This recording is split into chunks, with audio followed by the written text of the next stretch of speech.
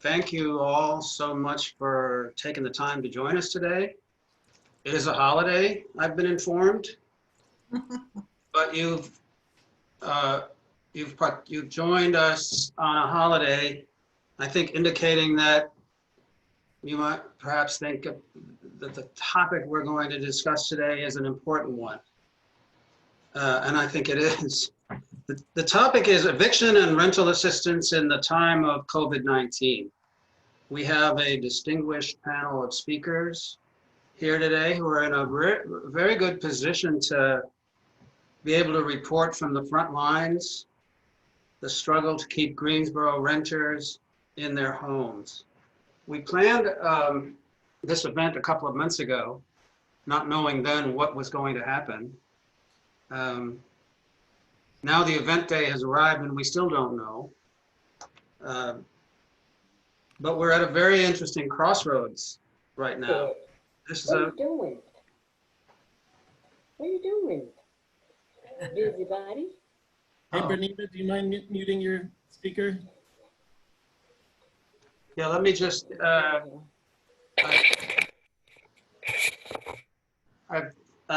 theory, I have everyone muted. We'll get to a point of discussion and conversation, and I'll ask you to keep yourself muted but when you have a question or participate in the conversation, you can unmute yourself. So it's an interesting crossroads. Probably, I think, a good day to have this event and take a snapshot. The moratorium, statewide moratorium, ended a week or two ago. The avalanche of evictions that people have been warning about and are still warning about hasn't yet quite arrived, I don't think, but there are indications that it will. Many renters have been kept afloat by supplemental unemployment insurance under the CARES Act and stimulus checks, but that's all running out later this month.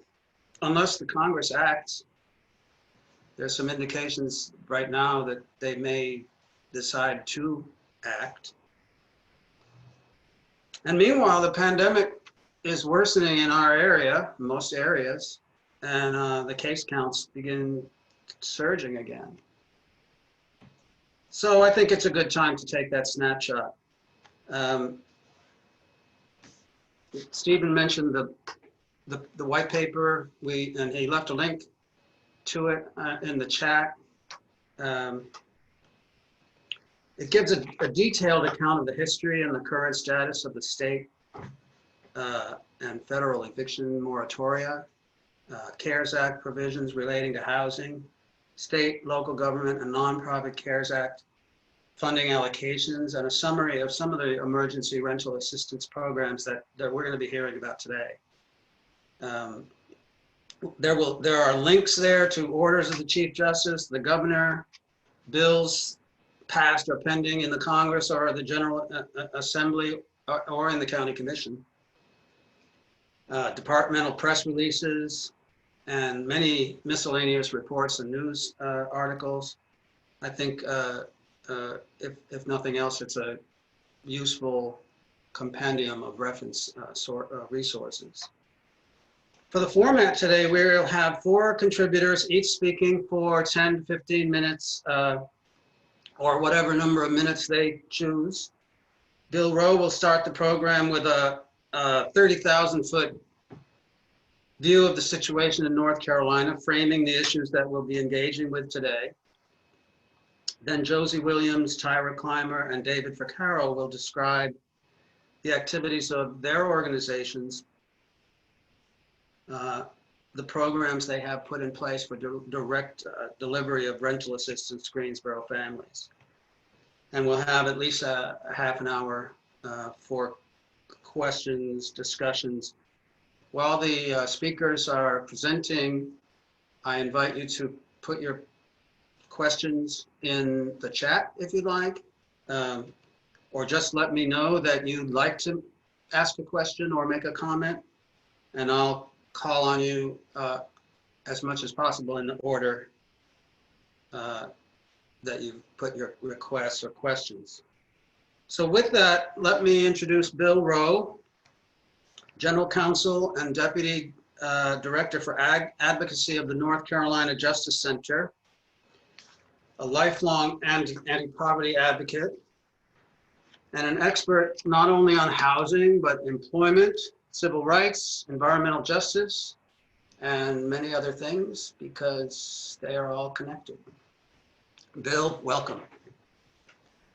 Well, thank you, Bruce, and thank you, everybody, for joining on what is a holiday, I guess, but almost every day sort of blends together these days. I hope folks are going to be able to take some time this weekend, but we do find ourselves, and I say this more often than I care to say it, you probably hear it more often than you care to hear it, but we're in unprecedented times in so many different ways.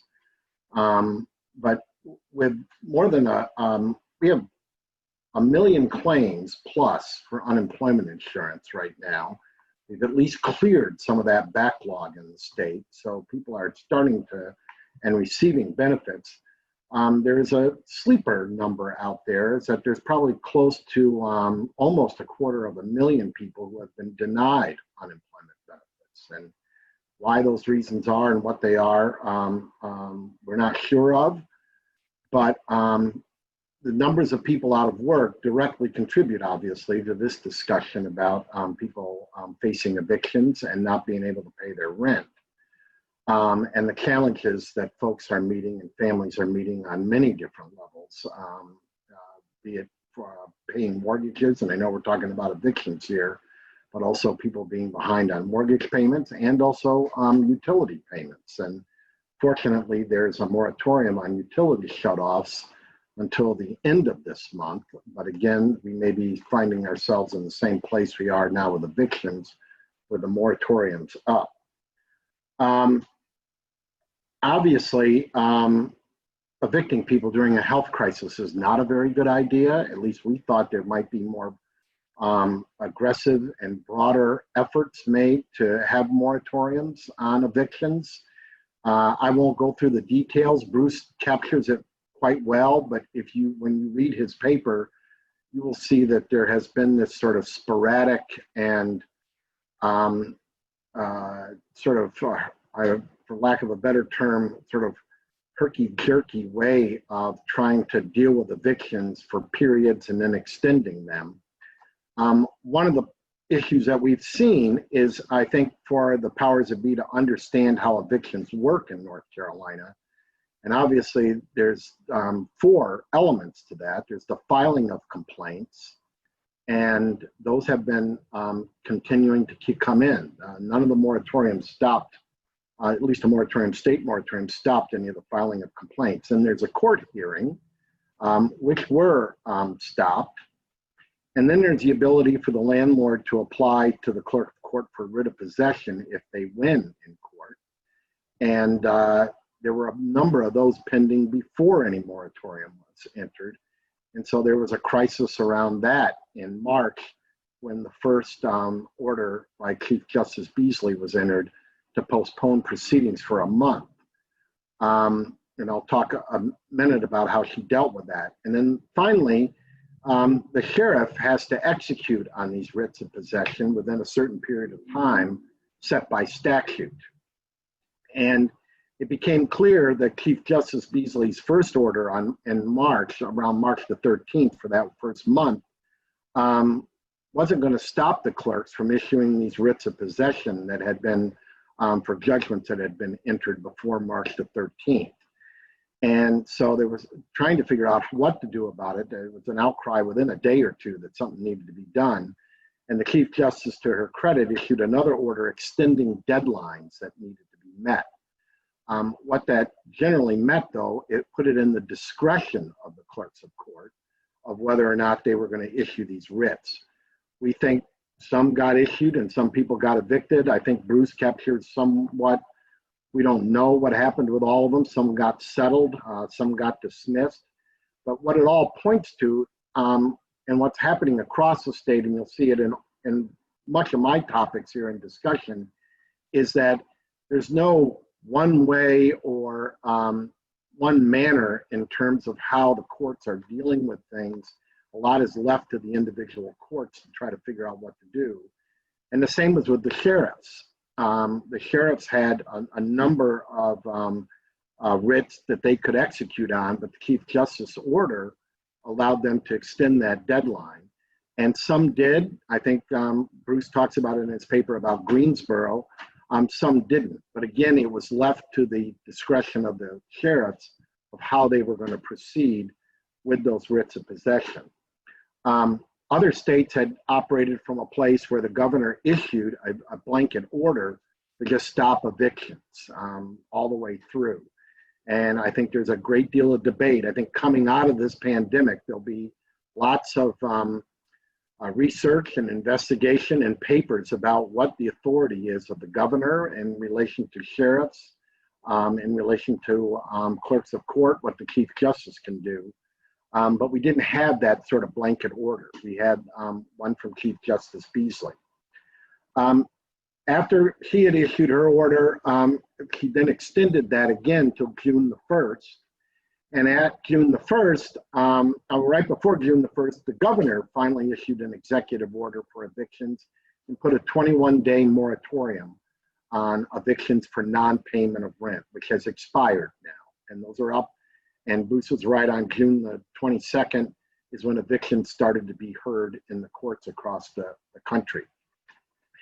Well, moratoriums is only one way to deal with this problem that people are facing, and the other one that became quite apparent to advocates and service providers and tenants and also landlords is some intervention to help people pay for their rent. And I'm really interested to hear what's going on in Greensboro, and I bet there's folks on this presentation that are from other parts of the state that I hope will weigh in, because I think everyone is approaching it in a number of different ways.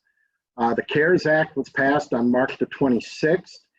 It entered a moratorium on for non-payment of rent on covered properties, and those are mainly properties with federal mortgages or low-income housing tax credits, or ones with vouchers, and that does not expire until July the 24th. And the Chief Justice has issued an order that requires landlords to file an affidavit to say whether, if they're going to be able to proceed, they need to state under oath that their property is not one of these properties under the moratorium under the CARES Act. There's lots of loopholes and problems with that, but at least there's something that someone is at least stating by penalty of perjury that to the court that they're not covered by the moratorium under the CARES Act. And the CARES Act did a lot of things, but one it did was appropriate some money to the states and to the local communities. I'm not going to go through all of those.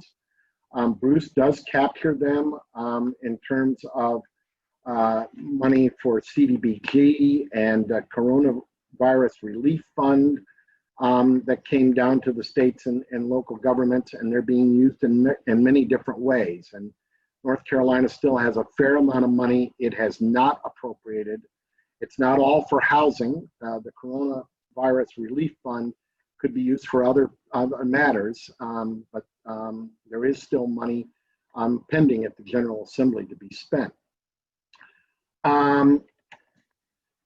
Now, fast forward again to just a couple weeks ago with the Chief Justice order where evictions were starting up. He also called for the creation of a mediation programs, but that is not a statewide effort as much as it is by local courts. And so there's varying activity around that. I know in Mecklenburg County, there's a great deal of activity going on there. And I'm going to talk a little bit about Mecklenburg, and Guilford may be in the same boat, but it's where a lot of the players in this space have come together. So it's the landlords, it's legal services, it's service providers, it's the sheriffs, it's the clerks, to try to figure out how to get information to tenants and landlords before evictions are filed, but at the same time, when they are filed, how to get information to them that there is an opportunity for resources to be had. So the resources is the huge topic right now. Like Bruce said, we don't know. People have been receiving $600 a month supplement for their unemployment insurance if they were, now that they've broken through, but a lot of people had to wait 2 months or more before they could get through the huge backlog. That amount of money is going to expire on July 24th in North Carolina unless Congress acts. And we are quite concerned about that, because then we go back to the North Carolina unemployment insurance system, which, to be quite honest with you, is quite stingy in the benefits it provides to unemployed workers. And the average payout would be $274 a week, much less than minimum wage. And so people would really be facing a crisis, and that's in another 3 to 4 weeks unless Congress acts. Some positive things that have been going on.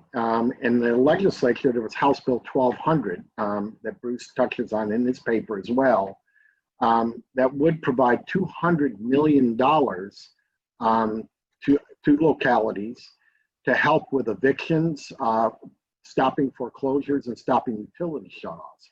$140 million of that money was to go towards eviction prevention. It would be managed through the North Carolina Housing Finance Agency. One thing that was clear as the bill was being developed, and I probably you'll hear from folks on this call, that the infrastructure for establishing some sort of relief or emergency relief across the state is lacking in North Carolina. It's one of the things that it's just not present, and how that money gets deployed and how there are checks and balances on it and how people access it. It's pretty diverse and a dispersed way across communities about how that is done. And that money was coming from this coronavirus relief fund that the state has, that received probably close to $4 billion, but have spent a fair amount of that, but still have a fair amount to spend. DHHS in mid-June put out $26 million in community services block grant money to community action agencies. I don't know if there's any community action agencies on this call or if people have any interaction with them, but that's resources that are out there now to help with emergencies. And it's unclear. I think that's an agency and local agencies that are struggling probably to get by in this pandemic, having to set up this program. But hopefully that is meeting some of the need right now. And then locally, there were the money that did come out of the CARES Act did go to local governments, and there's a lot of different activities that are happening there. I know legal services is very involved across the state in providing legal services, but also in training mediators and being involved in trying to get notice to tenants ahead of time. And that's really important. I think the one thing that I would encourage everyone who's involved and wants to be active is that there needs to be a proactive effort here in all our communities. There's folks that are at the courthouse now or having evictions pending that need help, but we also need to get the information of resources that are available to folks before they head to court. The only problem is the resources are pretty scattered, and you have to figure out what in your community is available right now, because from the state, the only dollars really made available is through the money to the community action agencies. So the last thing I'm going to say is that the North Carolina Housing Coalition and the North Carolina Coalition End Homelessness have been incredibly engaged, not only at the legislature in trying to get House Bill 1200 passed, but also at the state level with DHHS and trying to set up some systems to get money distributed when money can be flowing. And what we have found is that there are waivers that need to be used, asked for CDBG by the state. We were hoping some of that money could have been out already to local communities, but they need to ask for some waivers for that money to go directly to help people directly to landlords more than likely, or utility providers to help them. So that is pending, and a lot of states have those waivers into HUD right now as well.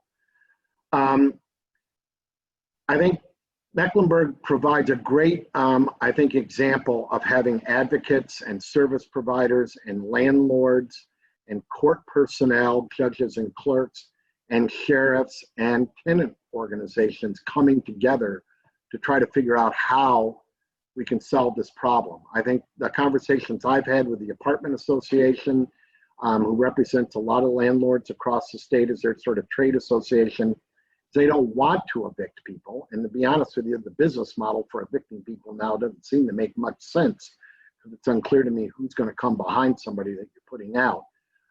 But it's about trying to find the resources to solve the problems of people being behind in their rent.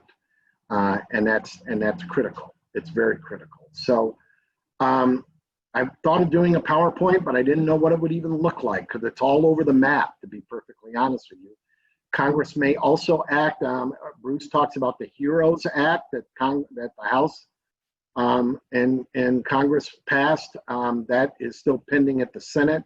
I can tell you that the Apartment Association, joining with housing advocates like the Coalition to End Homelessness, Justice Center, legal services providers, wrote letters to Senators Tillis and Byrd to adopt, for the Senate to agree to at least parts of the HEROES Act that relate to housing, because it could provide a tremendous amount of relief to people right now. Finally, the tsunami piece, it's hard to know what's going to happen. Because of the pandemic, we can't have cases heard. If any of you have ever been to our courthouses and been to small claims court, people are packed into them, and there's hundreds of cases heard in a day. That can't be done in this setting. And so one of the positives, I guess, of having social distancing and not being able to do things at a large scale is that the courts can't handle these cases in the volume and at the numbers that they were maybe doing it before March the 15th. And so there's time, if we can get the resources together and have a system in place to deploy those dollars. So I'll stop there and turn it over to folks who are really doing the yeoman's work on the ground. And happy to answer questions later on. Thanks. Thanks very much, Bill. To your question, there is a community action agency on the call, and I hope that Ms. Bernita Sims will offer comment when we get to that comment and question period. About the HEROES Act, there's just been, the HEROES Act was declared dead on arrival in the Senate, and it lay there dead for a couple of weeks, but today there are reports that given the situation with the the surge of cases across the South and the rest of the country, there's extra pressure now on the Senate to take up at least some of the components of that. So my optimism level on further relief action from Washington is a little bit up. And to your question about the system for distributing resources in the local, in the cities and towns, that is, it's an ad hoc, fragmented system of distribution of resources, and that's actually going to be pretty much the topic for the rest of this, for our further presentations, because these folks that I'm going to introduce next are the ones who are doing the work for the agencies on the ground, that last mile of distribution of resources, the people who need them. So next up is Josie Williams. I feel like all of our people here today don't need any introduction, but I'm going to introduce each one anyway. Josie Williams is, of course, the executive director of the Greensboro Housing Coalition, a leading advocate for healthy, safe, and affordable homes for Greensboro families. Josie will talk about the eviction resolution program that GHC has launched in partnership with Legal Aid of North Carolina to respond to the COVID crisis. Josie?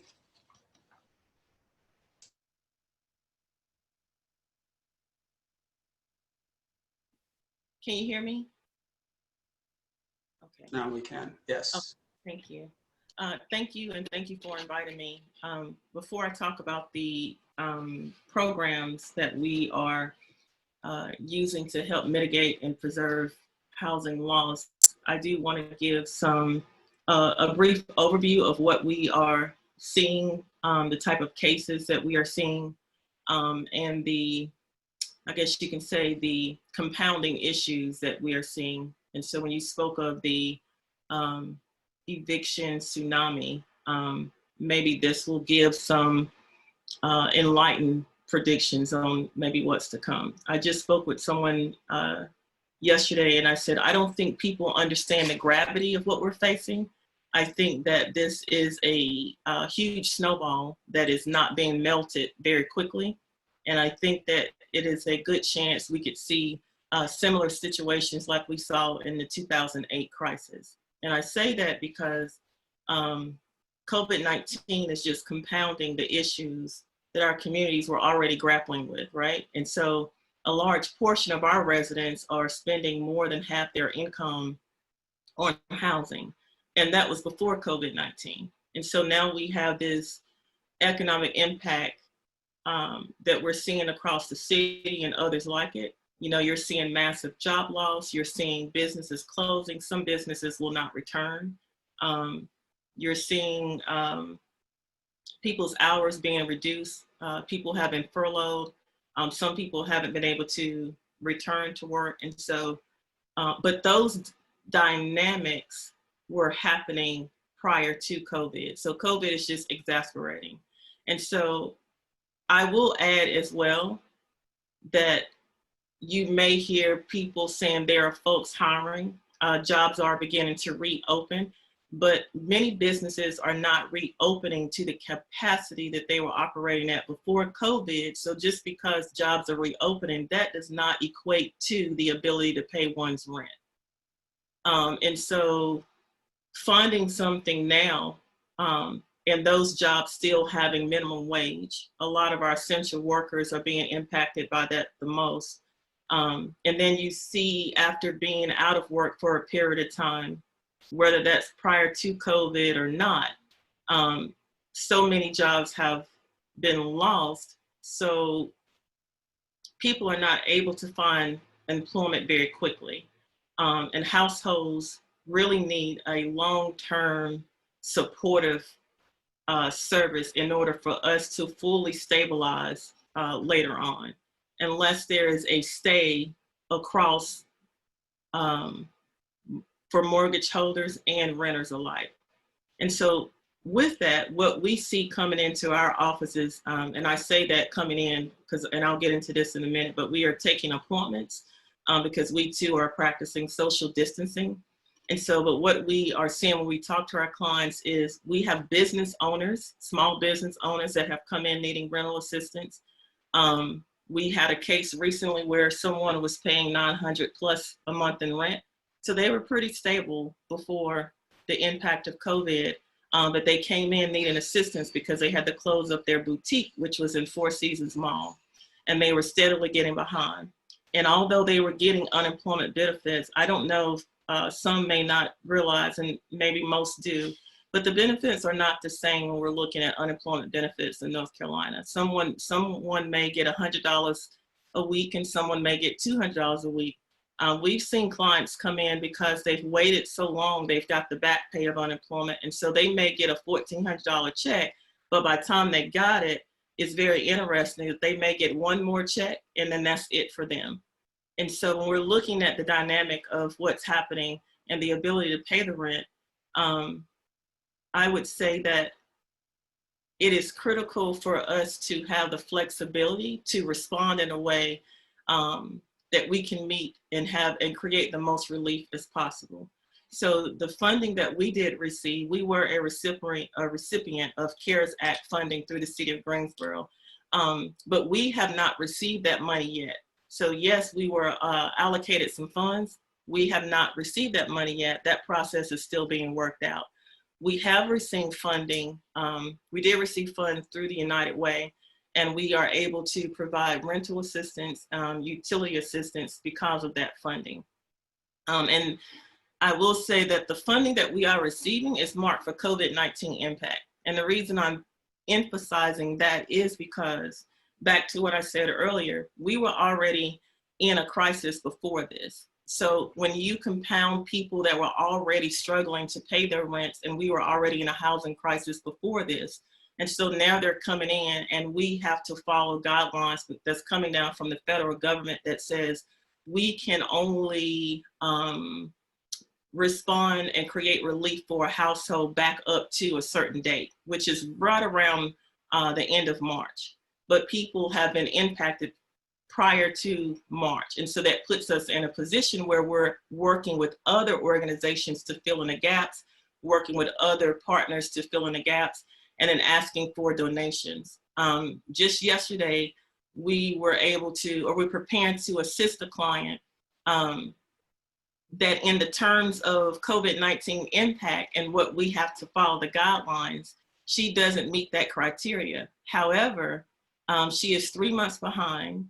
She hasn't been able to work since January. So January falls without of our guidelines, right? But if we have massive job loss, which we do, if we have people that are already trying to find jobs here and there, which we do, and she has not been able to work since January, to me, that's COVID-19 impact. If someone comes in, and we've had clients come in that says they've been behind since November, December, and they can show us where they have been looking for a job, and those jobs have become even far few, and in between since then, that's COVID-19 impact. But in the reality of the funding that we have, that is out of scope. And so we've been working to work with partners to mitigate that. Thus the eviction resolution program we're working with UNCG. That program is all about just preserving housing, preventing eviction. It was beginning to develop prior to COVID-19. And so you don't necessarily have to meet a parameter versus the impact, whether you were dealing with this in February versus whether you were dealing with this in March.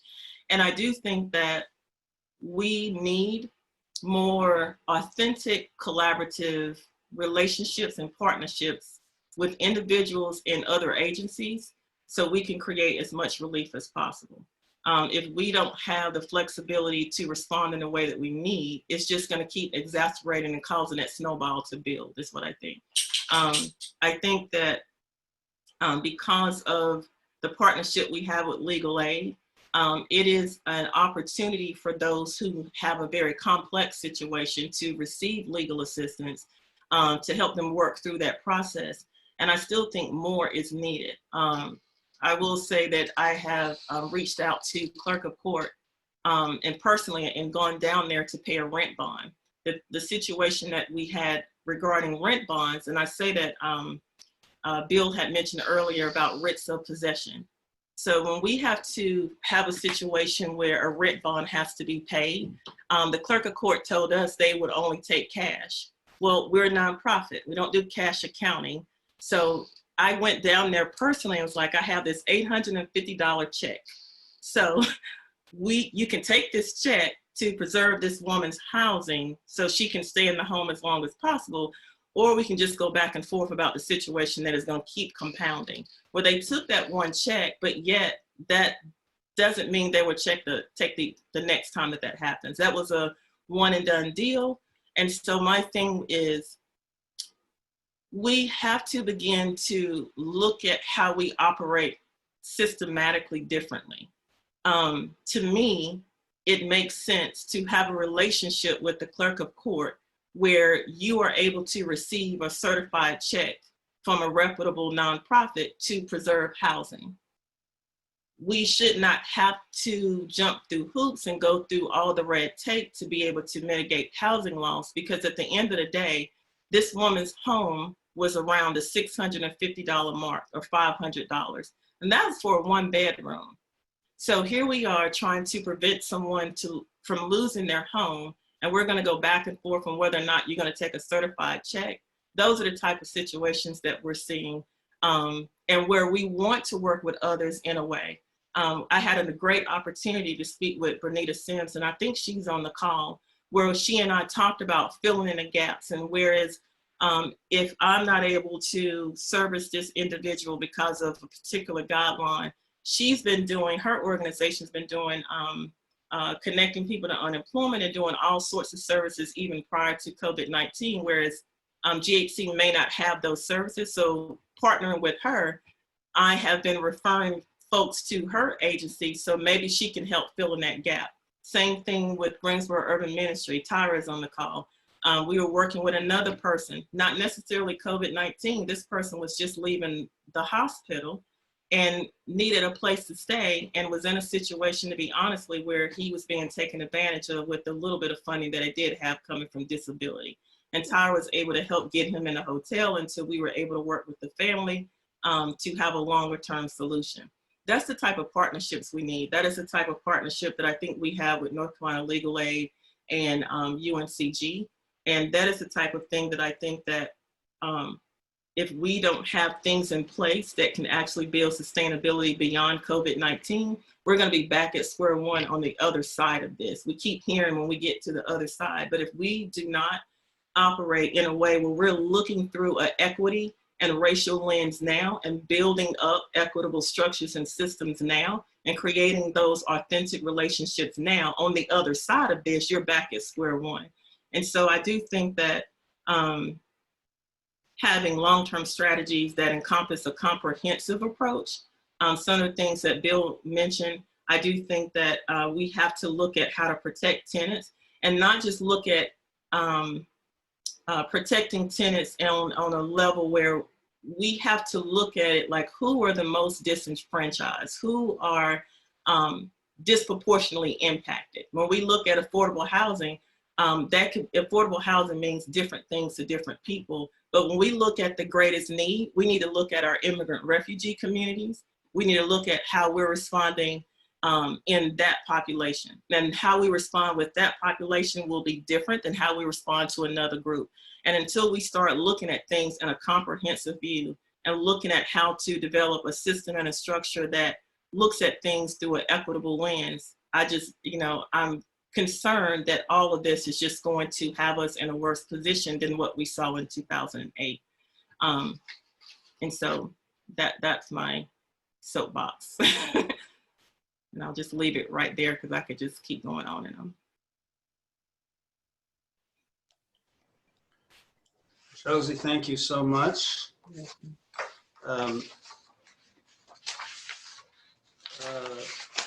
The aforementioned Tyra is going to be our next speaker. Tyra Clymer is, as many of you know, the longtime Director of Emergency Assistance at the Greensboro Urban Ministry, one of the most important providers in Greensboro area: food assistance, shelter, emergency housing, and utility support. They have a track record in the area of emergency housing support, and are well positioned to step in the present crisis. And I'm going to ask Tyra to explain what they've been up to. I don't know if we have Tyra's video. We had a technical issue, but I guess, but we do have audio, correct?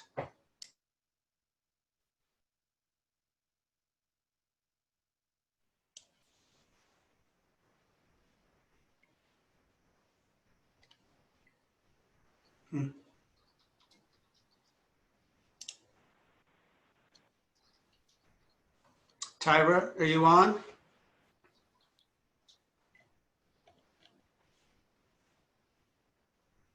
I see her there. Is she muted? Hello. Oh, There there. we go. Hello. Tyra? Can you hear me? Yes. Yes. Hi, and thank you for inviting us to be a part of this critical issue. I agree so much with Josie, of what Josie said about the condition that we're in now.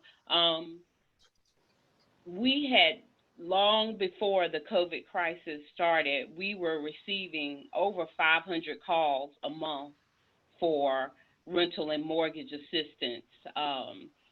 We were already in the process of working with landlords around the county to try and keep people housed. But of course, with the COVID, it has escalated, and we have seen a different group of people. We've seen people that have never had to access our services before.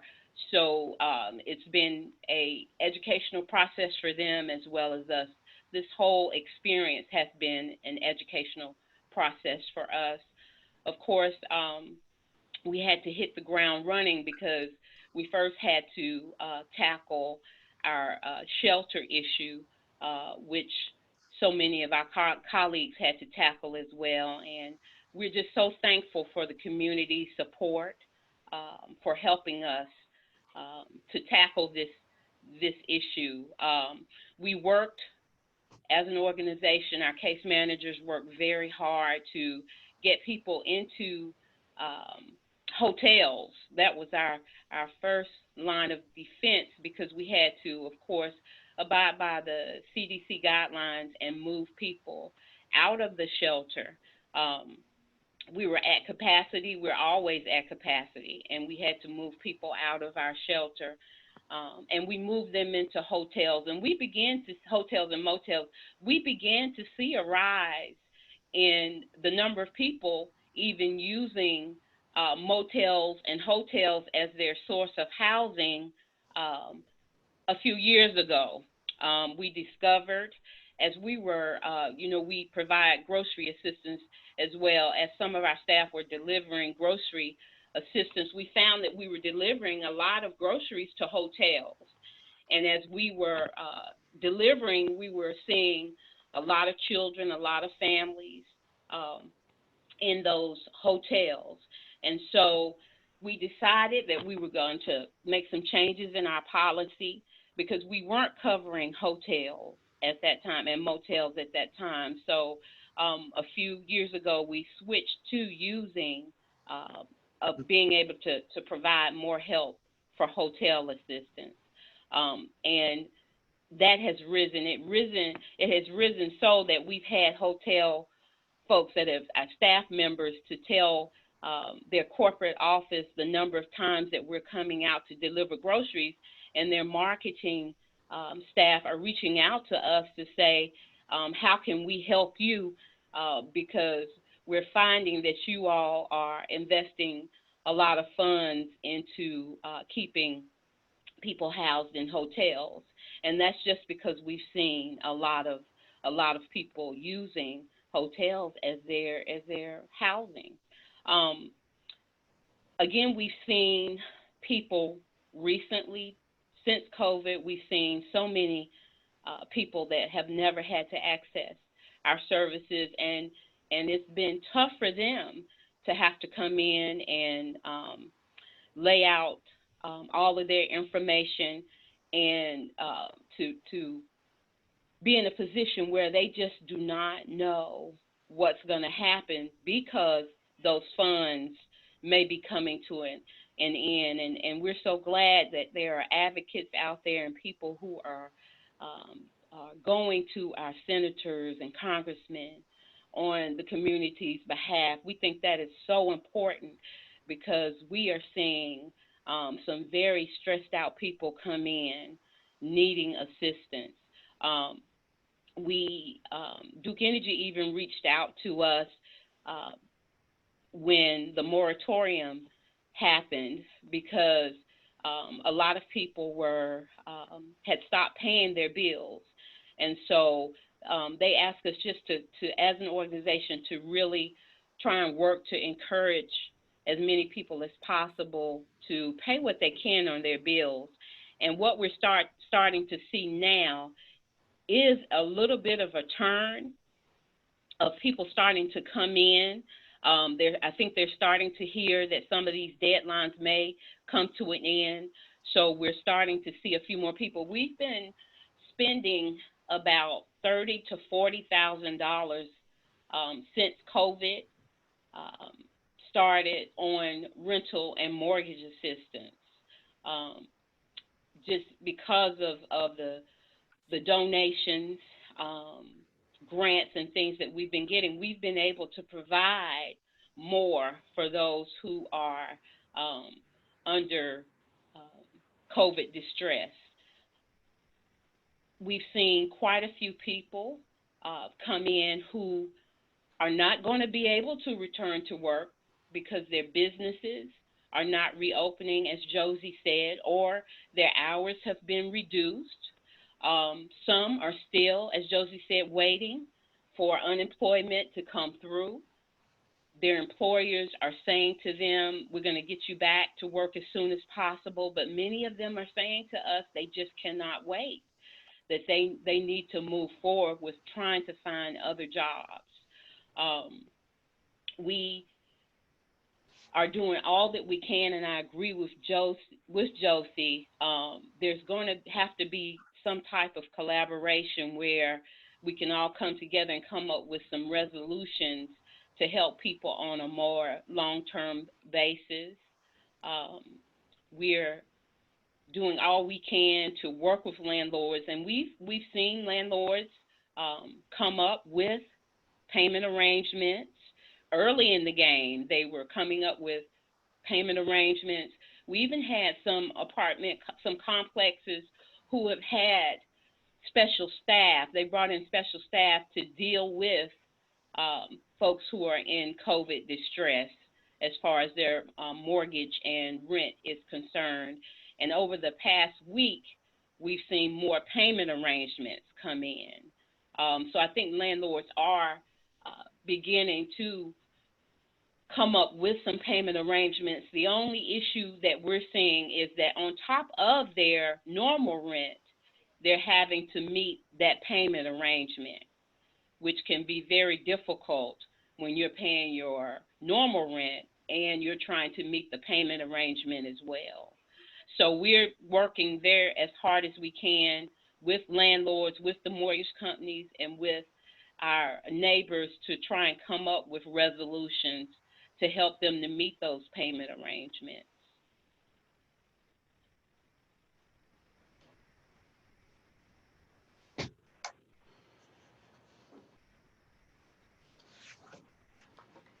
Over the next few weeks, we are going to look a little deeper into how we as an organization can come up with better ways to assist our neighbors to meet those arrangements.